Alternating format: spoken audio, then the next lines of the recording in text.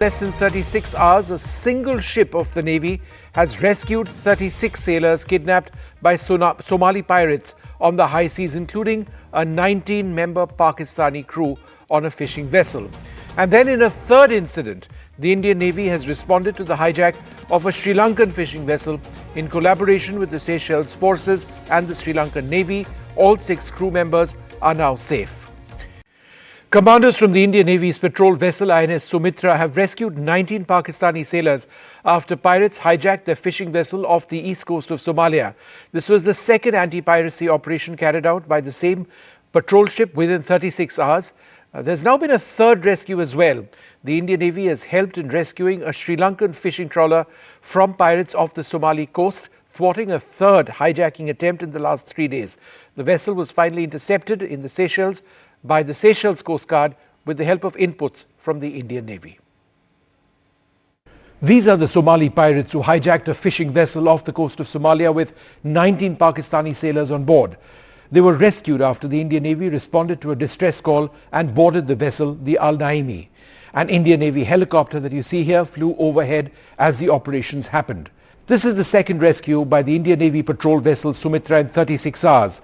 In that time period, Sumitra has saved 36 sailors from pirates whose weaponry has been seized. Piracy in the waters off the coast of Somalia has seen a huge uptick at a time when Houthi rebels have been striking ships in the region with drones and missiles. Earlier in its first mission, the Sumitra responded to a call for help from an Iranian-flagged vessel called the Imam.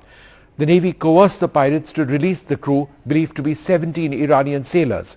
In less than 36 hours, a single ship of the Navy has rescued 36 sailors kidnapped by Somali pirates on the high seas.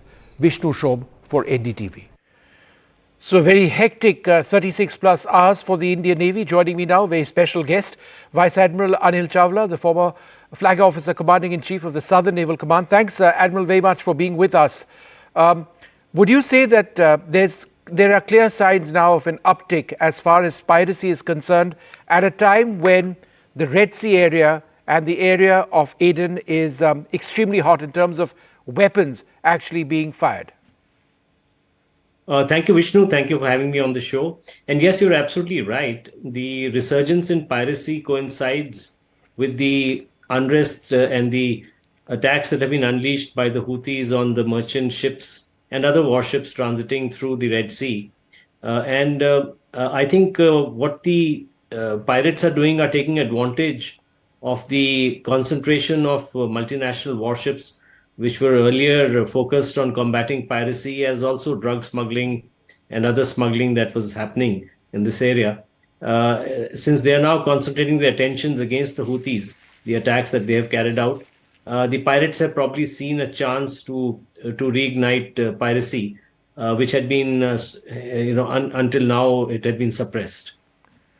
Admiral, what I find quite interesting and impressive is the ability of our Navy to actually track down these relatively small fishing vessels.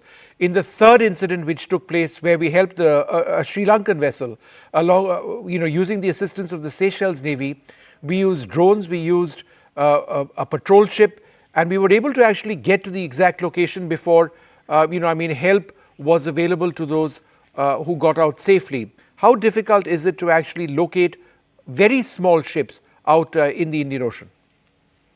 I think before I answer the question, I must also add my compliments to the Indian Navy and to the brave officers and sailors who have been involved in these rescues over the past, almost over a month actually, yeah. But especially in the past 36 hours. And it's all credit to the leadership and the training that has been given to these people that they've been able to do it. Now, as far as how it was done, as you rightly brought out, there was a plethora of systems that were used. And this is something that the Navy has been working on for, almost close to 2 decades. We have this, the Information Fusion Center near Gurgaon, where the picture of the seas around us is collated in cooperation and in consultation with many other countries and organizations around the world. So this gives a sense of what is happening in the thousands of square miles of sea that lie beyond the land and which are very difficult to patrol. So firstly, the issue is that we have today a reasonably good picture because of the efforts that have been put in. It is not easy, as you asked, to locate small fishing vessels, particularly because they don't transmit their position. All merchant vessels are now legally bound to transmit their positions via the automatic information system. But fishing vessels, particularly those involved in nefarious activities, obviously don't want to advertise their positions. So therefore, you require a variety of surveillance systems. The Indian Navy has used the drones, long-range drones. They have used their PATI aircraft. They have used information available from other fishing vessels and merchant ships and other warships around the area. And that's why this. And finally, of course, you have to track them down physically.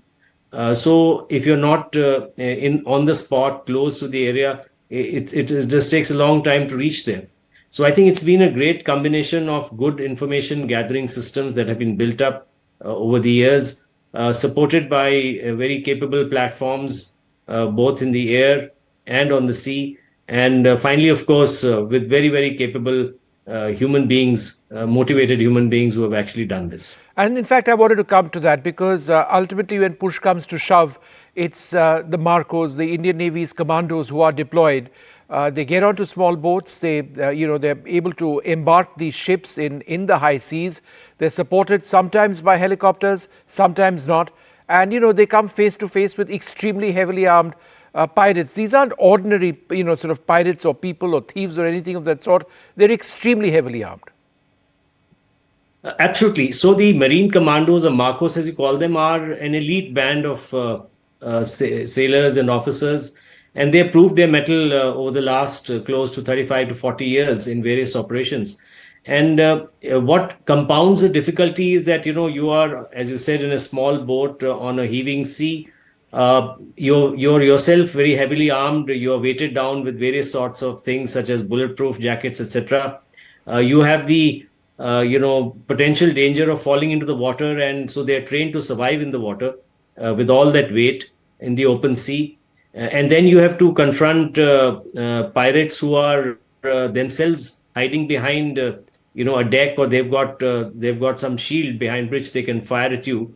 And then they have to climb the ship, and they have to climb up the ship side. And while the fishing vessels that you're showing on the screen don't have that high a freeboard, but merchant vessels on which pirates have taken over have a very, very huge freeboard. So it's sometimes almost 17 to 18 meters that they have to climb up using a vertical ladder. So it requires physical fitness, it requires mental agility, it requires great courage. And above all, it requires great teamwork for this entire thing to happen in coordination with the ship and the helicopter that's in the air. And Admiral, just in terms of the ship itself involved in the first two missions, the Sumitra, for one ship to be involved in the rescue of 36 individuals in less than 36 hours, it's just remarkable. The crew of that ship, just when they were getting over one mission, were deployed instantly. That's remarkable. I have never heard of anything like that in terms of the numbers by any Indian naval patrol ship or warship. In fact, I must mention Sumitra is a very lucky ship in the sense that it's always in the thick of action. If you recollect in 2015, when we had to evacuate thousands of Indians from war-torn Yemen, yes, Sumitra was the first ship into Aden, and rescued, made numerous trips along with other Indian ships, Indian naval ships such as Mumbai, to bring out both Indian and foreign nationals from that place. Sure. But I would also like to point out a few other significant factors, which show the Indian Navy's leadership and indeed India's leadership in this area.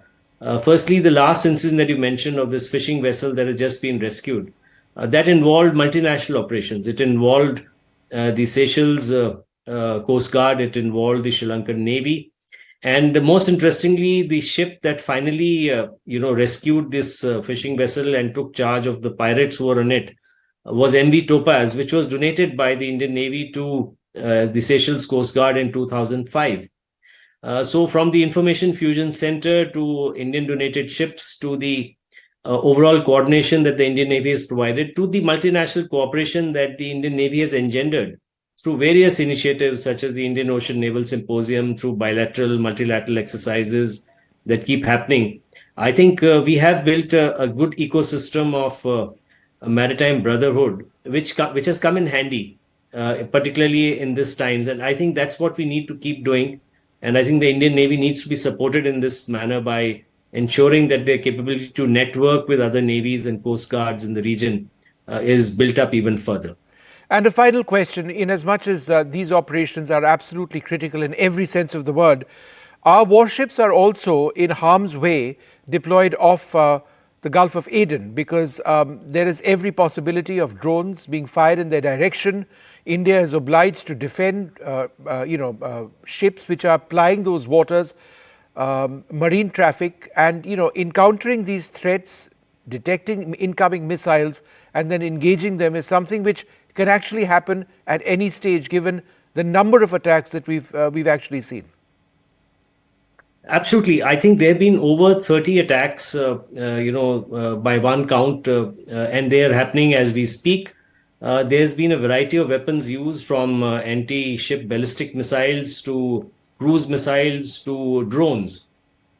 And all of them require, a sophisticated mechanism to counter them. I mean, firstly, you have to be able to detect them. So ships have to have the requisite radar systems to detect these incoming attacks, and then they have to have the requisite surface-to-air missiles and other small arms in order to counter them should they head towards them.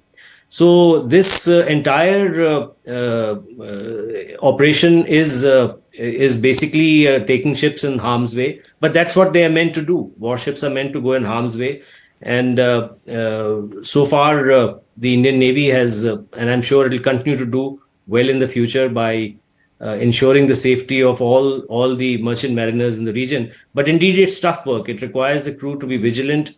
It requires the ship systems to be working 24/7. You can't let your guard down. And I must say that we need to salute all the officers and sailors who are out there on the oceans, guarding not just the maritime frontiers of India, but also protecting the mariners from across the world. All right. Admiral Chawla, wonderful speaking to you. Thank you very much, sir, for sharing your thoughts. Thanks very much indeed. Thank you.